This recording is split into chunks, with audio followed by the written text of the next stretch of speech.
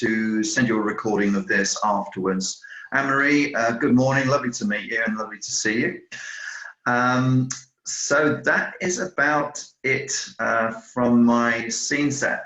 So Bruce and I'll be chairing. Bruce, our resident expert, will be giving ideas and thoughts and discussions as we go through. Karen, you've got yourself a cut of something there, so well done. Smart move, helps the focus and the concentration. So I'm going to just jump and check that we can all share the screen. We can all see the slides. You'll be pleased to know they won't be up all the time. We'll be working through some discussions as much as we will be through the slides. So the topic is leading out of lockdown. Can everybody see that? If I can see a few nods, so I'm presuming that's okay. Zoom has had technical glitches in the last few days. You may have experienced them. So if we all suddenly crash and burn, we'll do what we can to recover. But let's imagine the technology is going to be good. So welcome. My name is Mark Miller, MD of Goodfoot. It's a real pleasure to run this event with you all here. And the topic is very pertinent, getting us to discuss and think about how we deal with our workforce and our staff as we come out of lockdown into normal life. Well, it's called the new normal, isn't it? But it may or may not be. I've talked to many businesses. One recently was saying that people just don't want to come back. Another was saying people are dying to come back into the office. And others are saying that they wish to achieve some kind of balance because some people are wanting to come back in the team and others don't. So let's get into what the pertinent factors might be, and I'll introduce Bruce as we go through this. Quick thought on Bruce, some thoughts on Bruce there, a little bit of a glance there. Bruce, an extremely pragmatic background, which is why it's a delight to work with Bruce on this sort of stuff. As you know, Goodfoot's known for doing stuff that's practical, pragmatic, simple, making it work. And we've been around a long time, seen a lot of situations.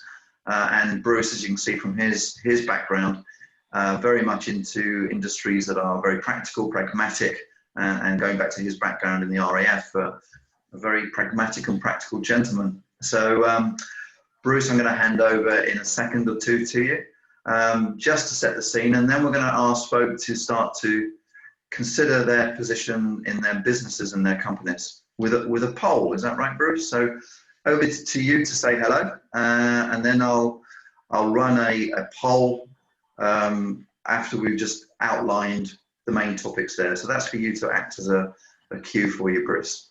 Fantastic. So welcome everyone. It's nice to see you. It's nice. Hopefully the technology is going to work for us at the moment. I have a lovely little sign saying my internet is intermittent at the moment. So I think it's one of the great joys and a demonstration of the kind of challenges that we are currently facing at the moment. Changes in the workplace. We sent out some pre-session questions for you to have a little think about before we started. Leadership and COVID. Well, leadership, amongst all the challenges that we're facing right now, is impacting upon us all. Mark's expressed some of the changes that people are expressing around leadership and working and situations. I'm working currently with small, medium, large, international type, and working with a group of people from France, of all things, first thing this morning. The 5 areas that we have up on the screen were the subjects that they were talking about first thing.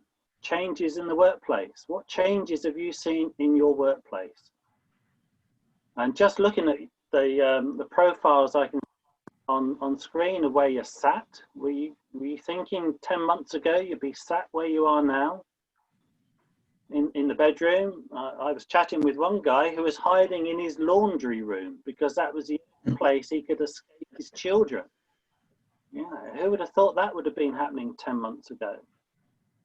So our workplace scenarios are upon us. Our leadership behaviours, we're obviously having to adapt and change. Our communication skills, the needs to look after. Big thing in UK at the moment is being is loneliness. Do you feel lonely stuffed where you are in the upper bedroom? Do you feel connected? Does that impact upon our work styles and our output quality? So all these things are impacting now. And virtual leadership, well, we can't get away from that this morning. We're communicating virtually, we're looking after each other virtually, we're challenging each other virtually. It's part of the norm. I like what Mark was saying about some people are challenging whether they actually want to go back into a workplace, whether they're feeling more productive from there. How do you lead? How do you motivate? How do we encourage our people?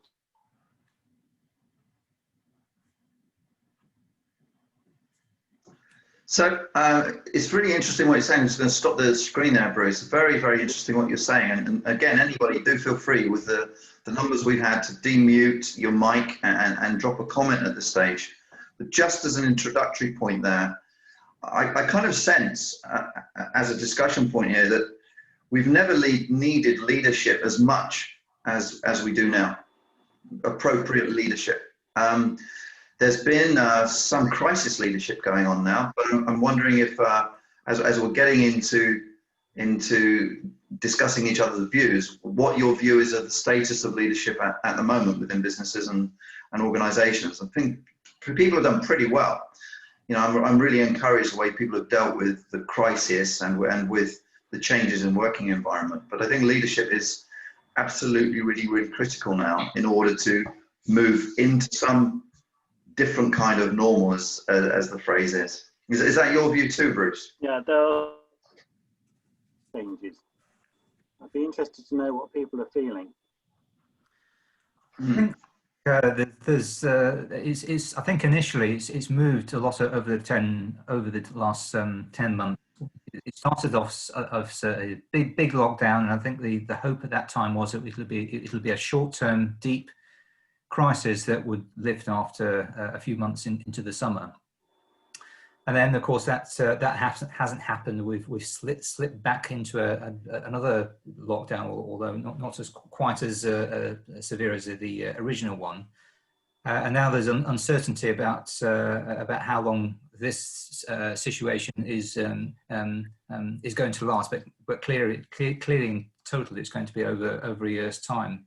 So it's very difficult to look long term at what's going to happen and what the best way to lead is. In other words, is this a permanent thing, or at least for another year, say, or is it all going to lift in a few months' time next spring? If so, how much? There's so many unknowns, which make decision making and planning very difficult at all. Trouble is that the human psyche likes certainty, and it just isn't there. Isn't there? And I think that's one of the big challenges, trying to hang some certainty when it's very difficult to do that at the moment. I think there's a couple of words there, Rupert: uncertainty, security, anxiety. They seem to be words that a lot of people are able to relate to at the moment. Yeah.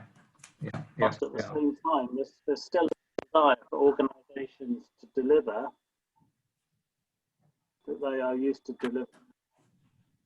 Yeah, and for me, there's been a kind of a double whammy. I think people were kind of scared at first, but then leadership began to emerge, and then it was okay. We've made it, but then of course we get a second wave, and now we're getting into winter, and it's becoming more challenging.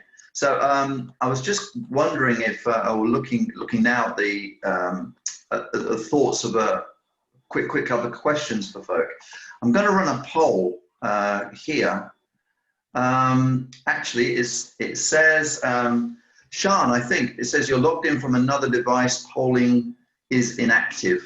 So I think I'm going to ask you, Sean, to log out and log in again, because I think using the same account is probably inactivating the poll. Is that right? So let me check that, and then I can run that. So Sean is leaving and then coming back in again. What I'm hoping now is the poll will run, which it won't. So we'll do it verbally. We'll do it verbally as we run through. So the first question is this, and we'll use chat for this this particular question, and just drop your chat ideas through on this one.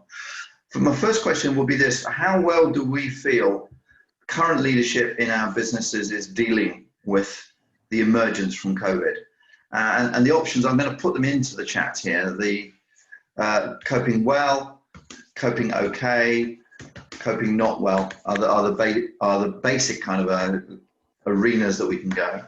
Well, okay, or not so good.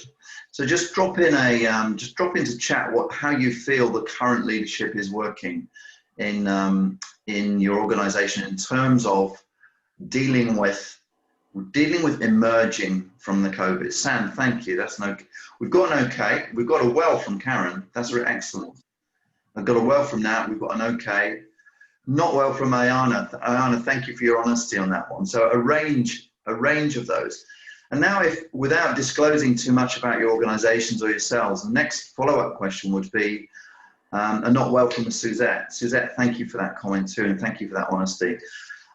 Without naming names or companies or people at all, what do you think are the issues that people are facing for those who have put okay and not well? What are the main issues that are coming up at the moment in the leadership ranks? Now, this could be senior leadership all the way down to team leadership. So again, back to chat, or feel free to open your mic and just verbally give your thoughts as there's enough people. So Ayana, thank you. Communication. Yeah. And seems to be a common theme. Yeah. Anne-Marie, this is really useful, really helpful. Thank you. Unsurety. Yeah. Anne-Marie, I was with a construction company yesterday, and it was really interesting how the lack of surety, that's exactly what Rupert was saying actually, the unsurety of what is going to happen. Isolation from Rupert, reactive behaviors. Sam, that's honest too. This is people under pressure, isn't it? If it's reactive, I think. Lack of authentic connection. Sam, is that because of its remote connection, or is that the personalities? There's a rhetorical question there. I don't know the answer to that. Is it just the stress of the situations here? A bit of both, Sam says. You can see through the chat. Suzette, uncertainties in the future, uncertainties again. Bruce, this was back to what you were saying, that because there is uncertainty, and Rupert was saying the same thing, leadership is becoming a lot more of a challenge than it was even at the start of COVID. It's interesting. I noticed a lot of comments in the chat here, seen across a diverse range of companies. Communication is really key. Relationships are becoming even more important now. Providing that clarity as much as you can to try and alleviate the uncertainty. And sometimes that might mean we need to go and find information. We need to maybe be a bit more proactive in finding what we can to take away that uncertainty and anxiety from our people. Collaboration, cohesive, empathy is a word that comes to mind a lot more now. There's a lot of understanding and taking our people with us than dictating our people. Sure. And just jumping back then, Bruce, I'm wondering, as we say, these are the 5 real challenges that are happening at the moment, and I'm wondering, moving on, whether it would be worth having a quick look before we look at those points that I just quickly skipped before everybody. Having a quick look at a poll at this point on the way you feel leadership is currently operating. And if you explain the grid, Bruce, I'll explain how people can record their views on the grid. Would that be worth doing? Yeah, I'd like you to look at this at a number of different levels. Okay, you might see some influential people within your organization through this. You might see some specific team leaders, some teams, or more of an organizational culture. Think about the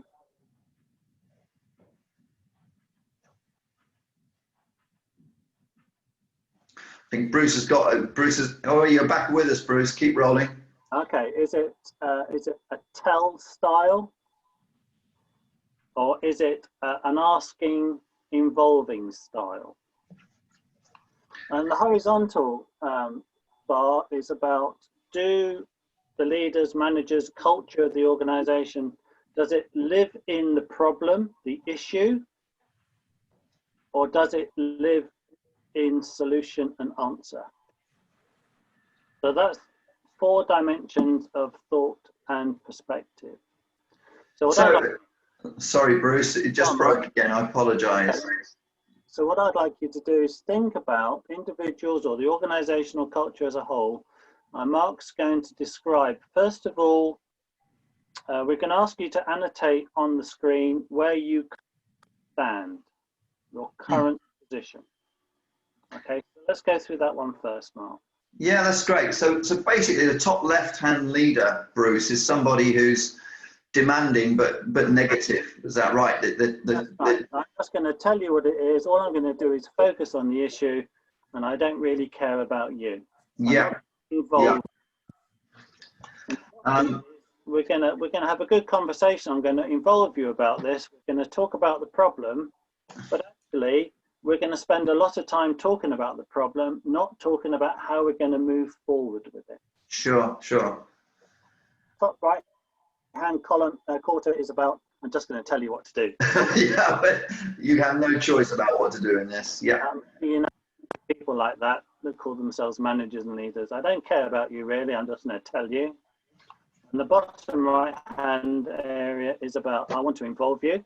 I'm going to ask you. I'm going to ask for your opinions, your thoughts, your considerations, and we're going to move towards the solution together. Okay, so on your Zoom screens, you should be able to access what's called the Annotate tool. I think you got the View button, and then you can click the Annotate tool. I found mine. I don't know whether you can indicate whether you found yours, but under the Annotate tool, if you can find it, there's something called a stamp, and in a stamp, somebody's got there already with a cross. So thank you for whoever that was. You'll find a number of symbols. So what we're suggesting is to pop a cross, exactly as been put, or a star. Somebody's popped a star, which is great, into the appropriate quadrant that you've seen leadership work. So I'm going to pop, Karen's popped a cross in bottom right solution, Rupert bottom right solution. I've got a cross, and I'll pop a cross in a position. Anne-Marie, thank you. Some of you were drawing your crosses. I must say, I must congratulate you on the cross drawing exercise that we've just had. And those of you drawing crosses are doing a brilliant job, especially the little blue one. I thought that was great. So Bruce, most people are working in the bottom right-hand quadrant. It is, but fascinating for me is we've got Anne-Marie very bravely saying, actually, I see ourselves more in the autocratic solution. I'm just going to tell mode. Sure. Depends on the culture of the business. And a lot of this is organization cultural specific. So, for example, if you in the world of the military, maybe there's a bit of autocratic tell. Well, if we could open up a thought on this, because this is one of these perplexing grids that we're looking at. Because as we're coming out of COVID, the next question, using a different symbol. So if you're drawing, you can perhaps draw a circle this time. But have a go at this. What style of leadership is appropriate for coming out of COVID? Now, that's a little bit of a deeper question than it might first appear, because I won't tell you what I think the obvious instant reaction may be, but I thought about this, Bruce, and I thought, well, it's quite obvious. It should be bottom right-hand corner coming out of COVID. But I just began to wonder about it. So I wondered whether folk could just pop again onto the grid now, what your thoughts should be coming out of COVID, what the management style should be, what kind of position on the grid. So use your annotate again, a different symbol, and let's see some other symbols coming out. Just quickly remind me what just in a couple of words, the four grids again, please. Yeah, sure. So autocratic problem. Autocratic problem is, I'm just going to tell you what the problem is, and we're going to swim around in the problem. Okay. We're not going to go anywhere. We're just going to spend a lot of time swimming. Collaborative problem is, I'm going to ask you to discuss the problem with me. And maybe you know groups of people that are really good at this. They can spend hours and hours talking about the problem, but not actually go anywhere. So autocratic solution is, I'm going to tell you what to do. And collaborative solution is, I'm going to involve you with finding the way to go forward. Now you might, interesting what Mark was just saying, you might find your thoughts swinging between quadrants now. You might find, I'm drawing a line, you might collaboratively understand the issue and move more towards a collaborative solution. That might be a movement. We might need to consider more of an adaptive involving management leadership process to help take our people forwards. So just have a think about where you are and think about what might impact how you annotate the grid. We'll give folk another couple of seconds. There's a few more symbols been popped up on this screen. I love this experiment, Bruce. It's very artistic. It's a very nice way to look at things with different colors and different shapes. So I think we've had a few more moving up. And I'm thinking about what you've said there, Bruce. I'm wondering if there should be a movement from bottom left to top right, some kind of movement in that way. Interesting comment from Natalie about if people are feeling uncertain, maybe a more of a tell style provides that sense of security, and maybe there's a need for strong leadership. So you could take the COVID-19 as an example on that and say, maybe there's sometimes we just need a very clear directed steer to say, go forward.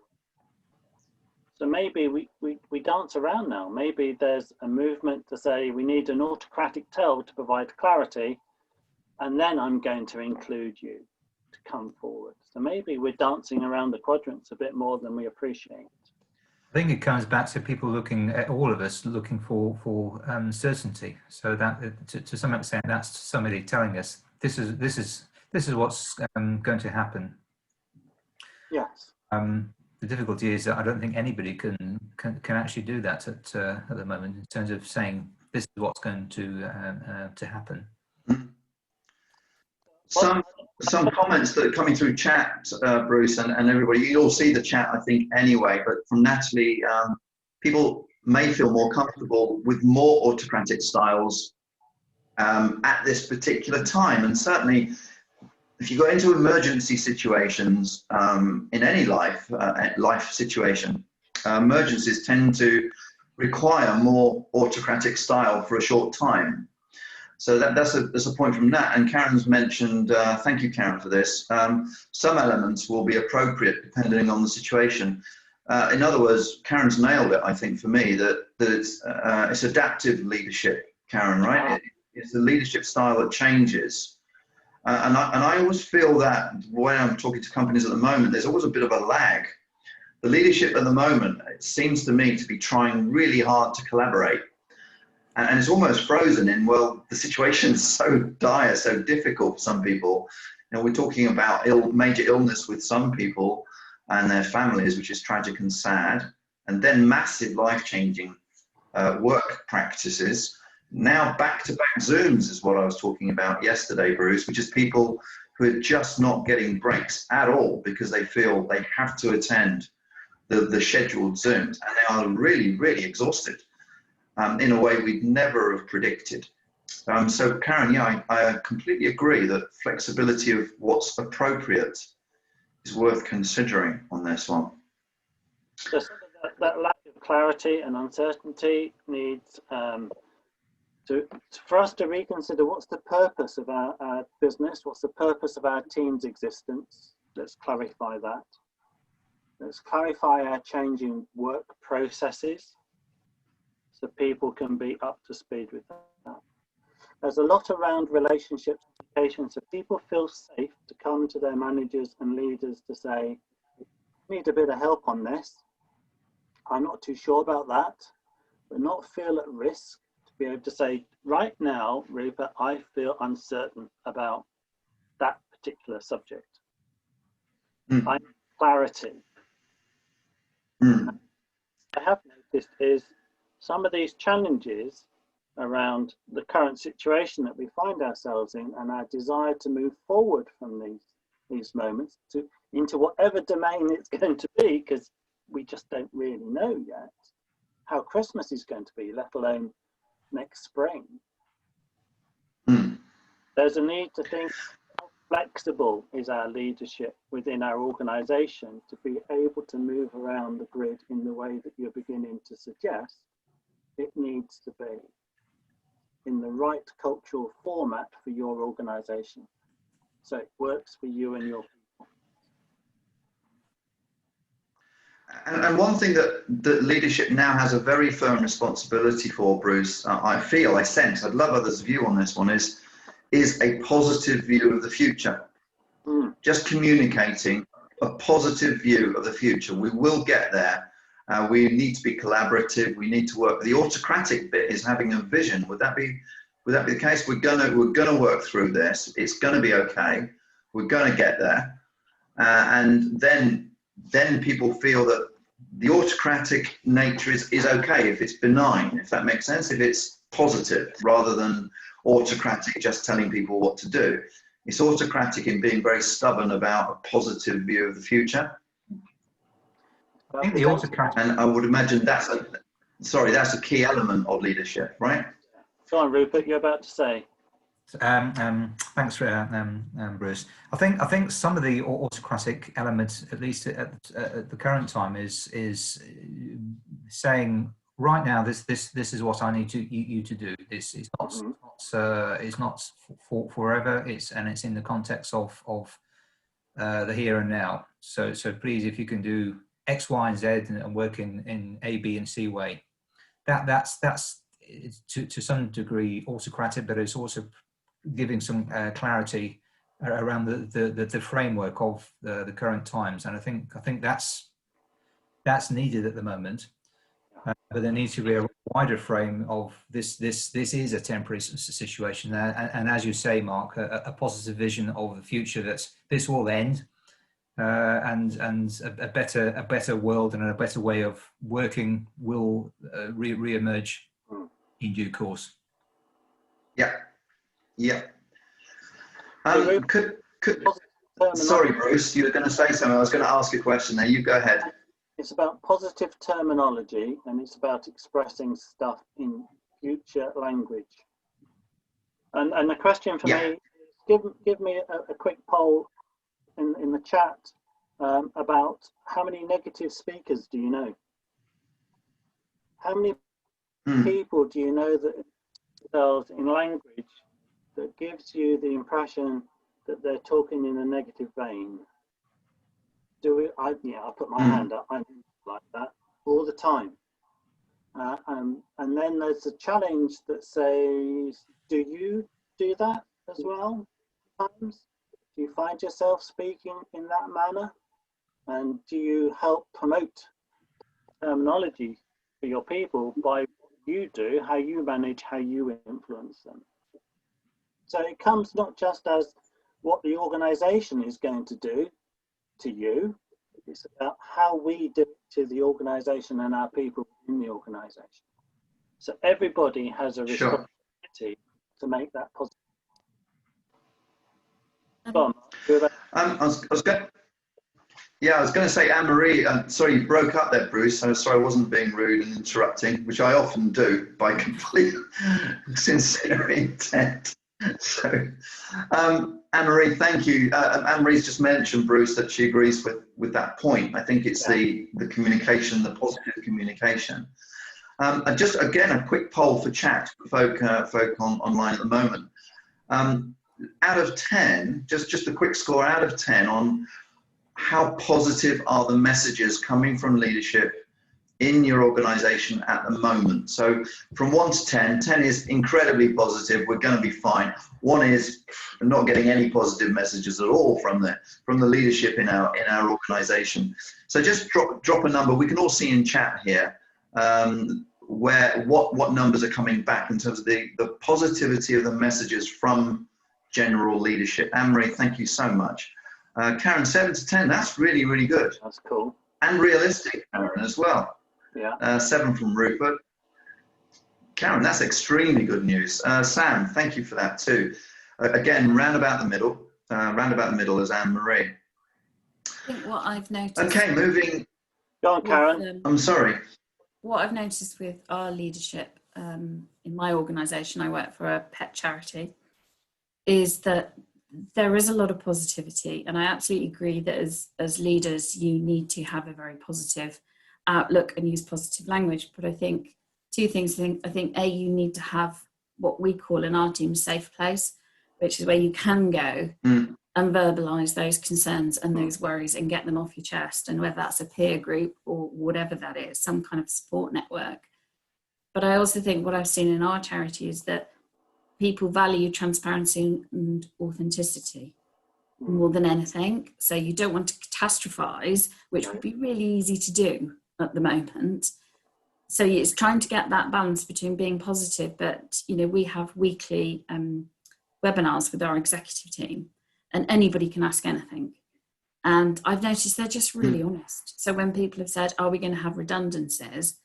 The chief executive says, I can't promise we're not. We're going to do everything we can to try and not have that, but no, I can't give you that promise. And I think that's worked really, really well with our people. And the comments you get is that they really value you from doing that. And I think if you're always positive, sometimes it can go into being a bit inauthentic. So I think you just have to balance it, don't you, with your audience and the situation, would be my comment on that. And Karen, you just stimulated something in my mind as to jump in there, that one aspect of leadership which is getting increasingly critical now is visibility and accessibility. And I'm wondering if when you get a second, if you could think through and explain back to the rest of us how your leaders have achieved that, because it sounds like they have achieved something very, very unique, which is to be accessible and visible. Yeah, and it wasn't the norm before the pandemic, to be absolutely honest. And we've also kind of had an advantage in some respects, because we've had a new chief executive, and that's not saying that the old one was a bad chief executive. She wasn't. She's brilliant. But he's come with an even more sort of transparent outlook, and straight away said, I need to connect, because what I'd normally be doing is getting out and meeting everybody, and clearly I can't do that. So they started to put on these weekly webinars, and we've also got various email boxes where people can post questions or post suggestions, and it can be anonymous. And I think just having those sorts of portals and the two-way conversation is really, really important. We notice people won't actually speak up very much in the webinars, but they will use the chat box loads. And again, we're trying to change it from people not wanting to put their name on some of the trickier questions to say, actually, that's okay. And the chief executive, as I say, he's got an email and he said, just ask me anything. You can ask me absolutely anything, and I'll just be honest with you. Right. So, yeah, so I think we have had an advantage by having a brand new chief executive with a different outlook, if I'm being honest. So that virtual door is kept open. The virtual door is available. And that is really key right now. Sometimes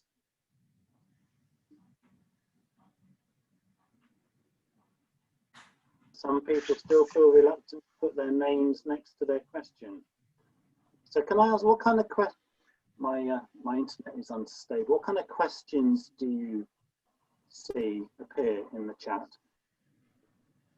We have a lot. It depends. It's changed actually over as time has gone on. So there was an awful lot of questions related to personal safety, as you'd imagine, because we have animal hospitals. So we needed people to definitely come in. So there was a lot around our safety. What are you doing in terms of PPE in the early days? how many people would be in, how we're going to control it. So some very, you know, at Laszlo sort of hierarchy, some basic needs. Am I going to be safe if I continue to work, basically? And then it got on to, we've had quite a lot of mental health, safeguarding type questions that have started as time's gone on. Furlough questions, so many furlough questions. We've had a bit of descendancy because we've had some people on furlough and the organisation decided to top their salary up.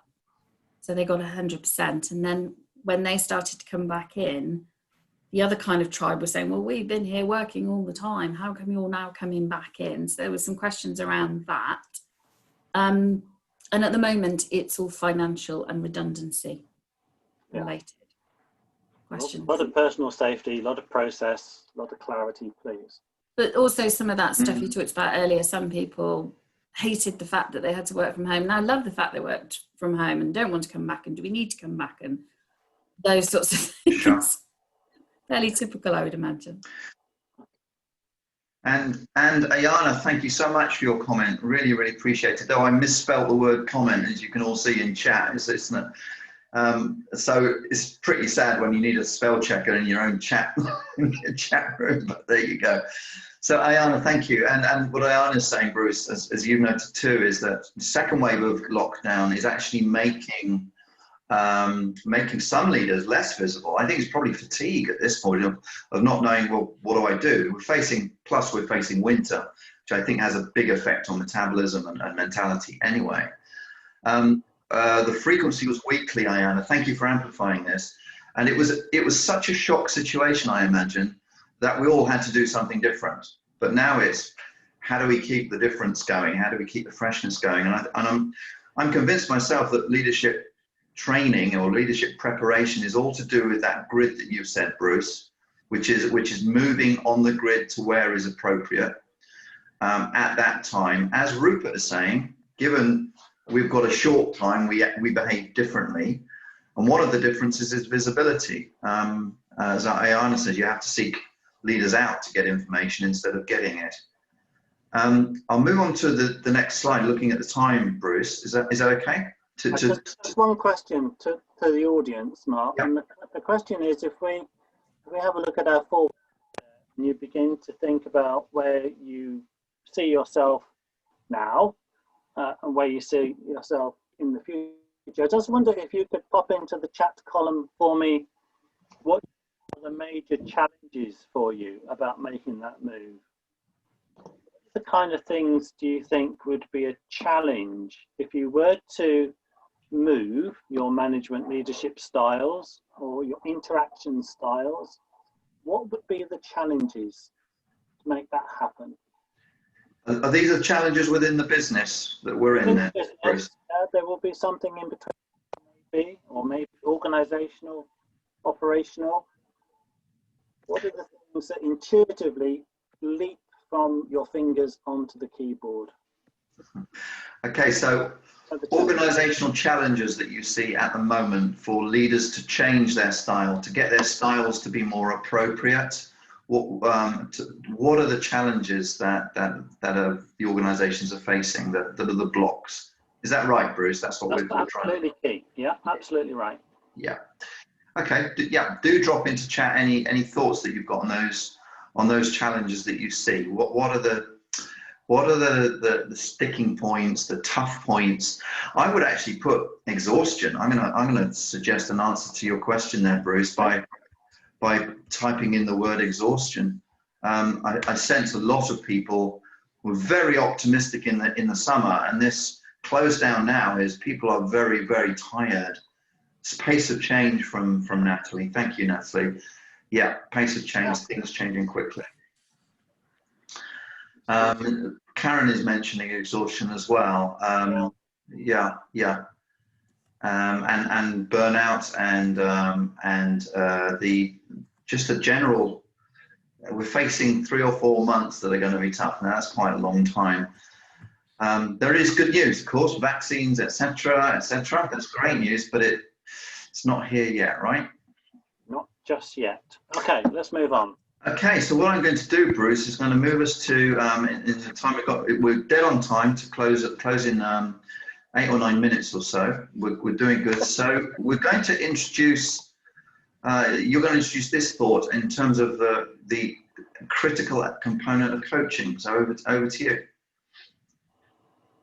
Coaching and mentoring becomes even more important now than ever before, because it enables us to really anchor in to our people's abilities and potential and to draw them in.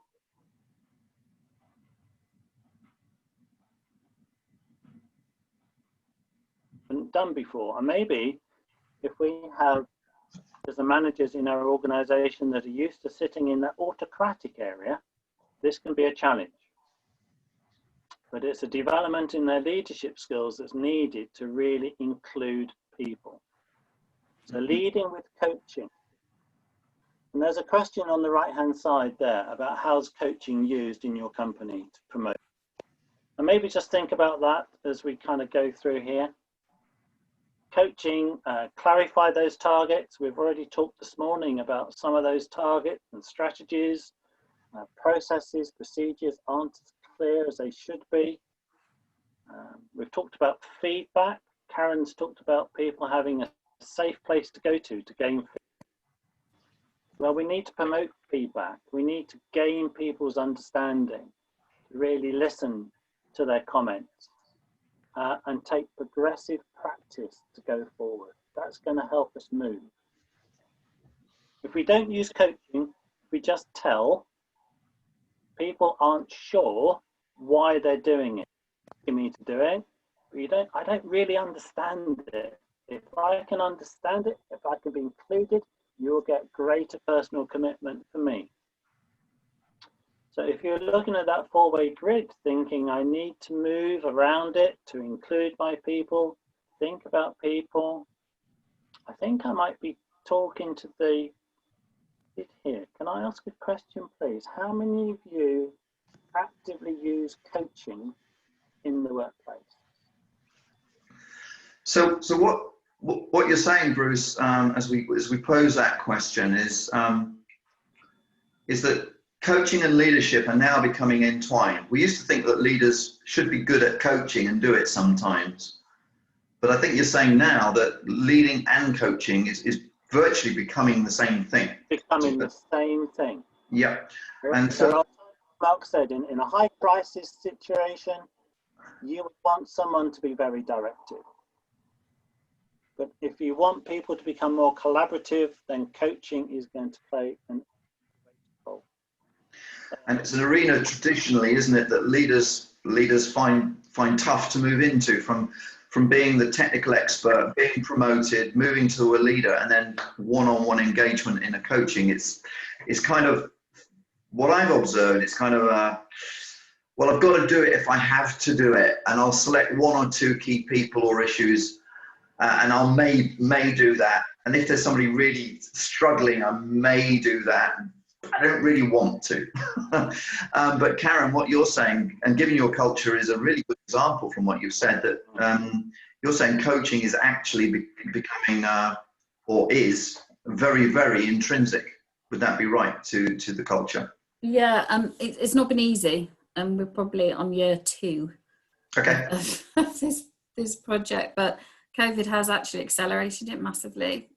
We have 2 things that we're trying to embed: coaching culture, but also what we call freedom within a framework, which is about trying to empower people much more. So those 2 things have kind of naturally happened more over the pandemic. I'd be lying if I said that, it's something wonderful me and my team have done. It isn't. It's just, it had to happen.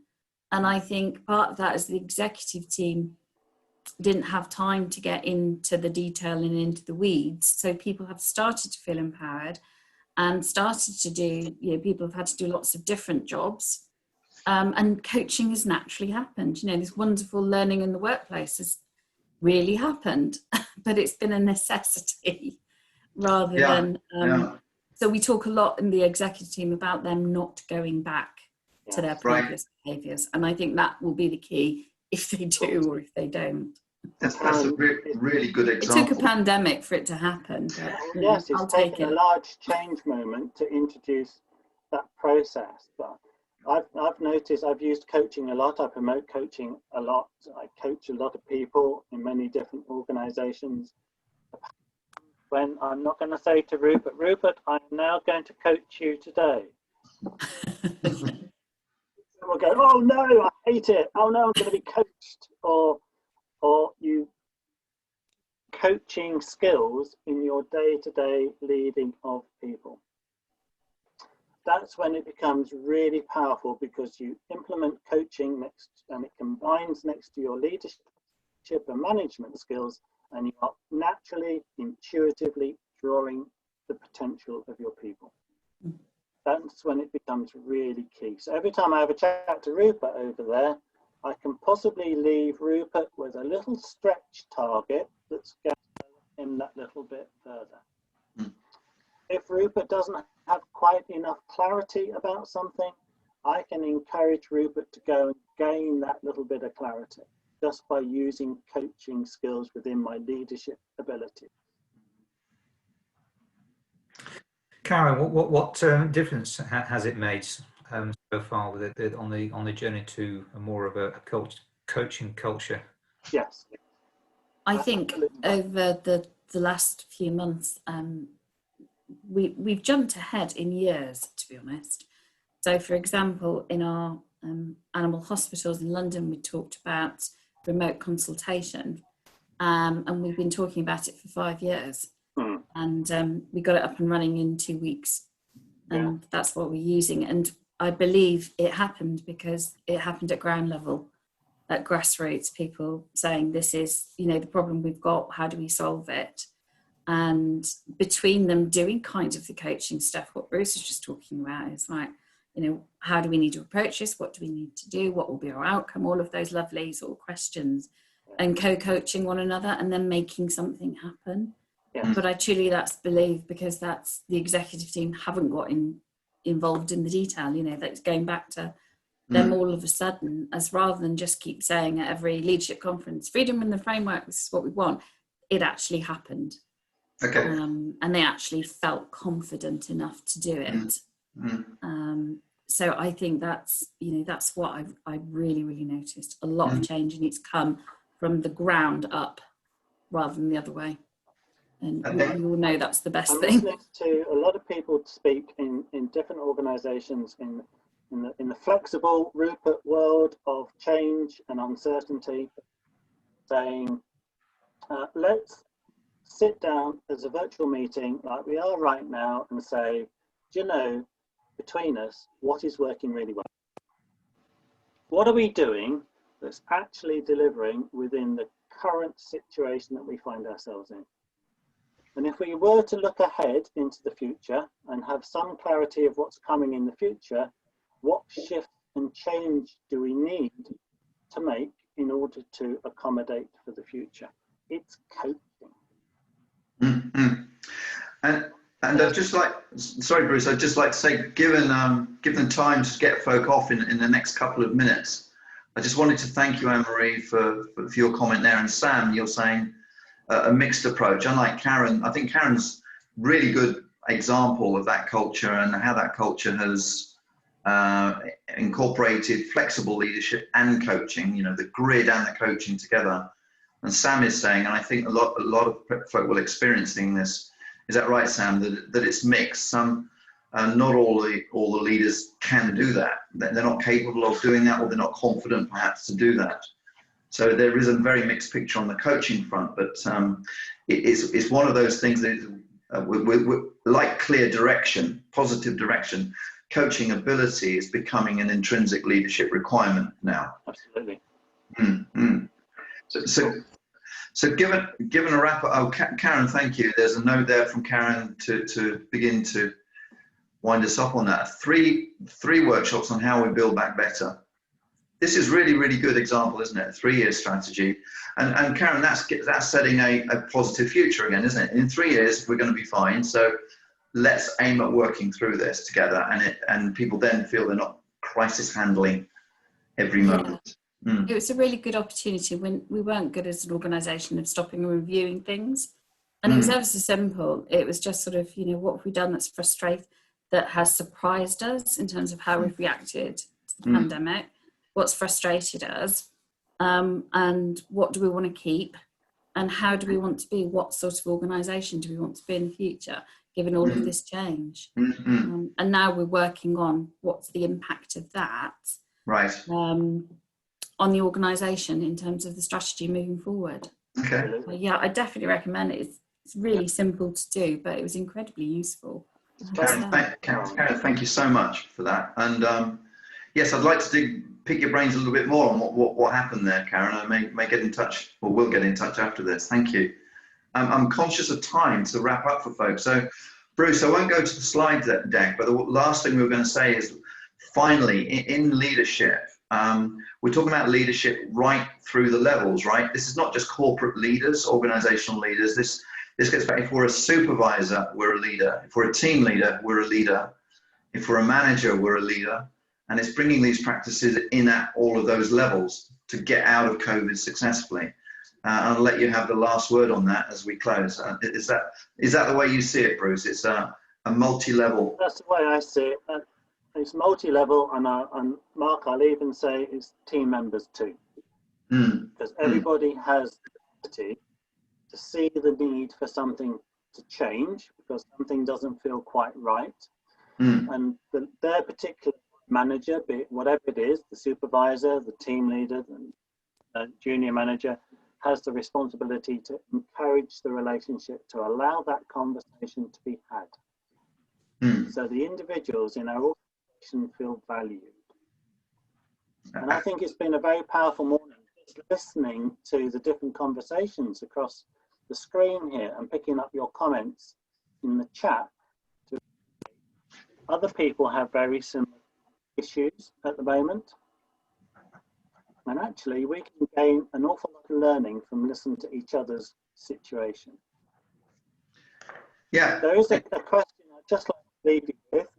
What are you going to take away from here? Is there anything you could take away from here this morning that would reinforce thought for you, or maybe challenge a thought for you that say, if we were to do something with that thought, it's going to help the leadership and management in my organization?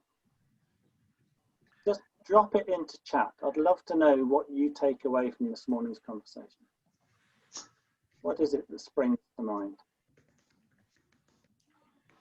Well, I'm going to steal one from Karen here, I think, which is the vision for the long term. I like the idea of leaders having a 3-year vision, not just a get out of COVID vision, because that will drag us through COVID, wouldn't it? And even at a team level, you can do that. That's my thought. Ayana, thank you. Transparency. Yeah. And coaching from Ayana. Thank you for your thoughts, Ayana. Yep, don't go back on to unproductive behavior, Natalie. Transparency as well. Yeah. Well, we'll give a folk chance to go now. I'll be hanging around. Bruce will be hanging around for a bit. Feel free. I'm going to switch recording off. And feel free, if you wish, to hang around and say